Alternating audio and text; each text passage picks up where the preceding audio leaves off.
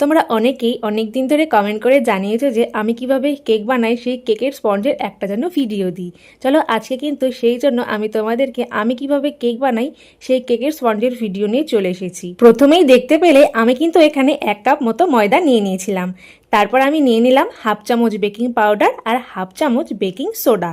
আর এখানে কিন্তু আমি 4 চামচ চিনি গুঁড়ো অ্যাড করেছিলাম, আর কিন্তু দিয়ে দিলাম তার সাথে 2 চামচের মতন কোকো পাউডারও। এরপর কিন্তু আমি যে এখানে ময়দা, চিনি আরো যা যা নিয়েছি এইগুলোকে কিন্তু ভালোভাবে ছেঁকে নিতে হবে। ছেঁকে নেওয়ার পর দেখো আমি এখানে আগে থেকেই দুধ আর তেল দিয়ে একটা মিশ্রণ বানিয়ে রেখেছিলাম। তারপর কিন্তু আমি সেই ময়দার গুঁড়োটাকে এখানে আমি অ্যাড করে দিলাম, আর এরপর কিন্তু আমি এই গুঁড়োগুলোকে ভালোভাবে ওই দুধ আর তেলের যে মিশ্রণটা আমি করেছিলাম ওখানে কিন্তু ভালোভাবে মিশিয়ে নেব। আমি কিন্তু এখানে নর্মাল সাদা তেল ইউজ করেছি। আজকে তোমাদেরকে আমি চকলেট কেকের স্পঞ্জের রেসিপি দেখালাম। এরপর তোমরা যদি অন্যান্য কোনো কেকেরই স্পঞ্জের রেসিপি দেখতে চাও তাহলে কিন্তু আমাকে অবশ্যই কমেন্ট করে জানিও। তো ব্যাটারটা কিন্তু আমার এখানে সম্পূর্ণভাবে গোলানো হয়ে গিয়েছিল।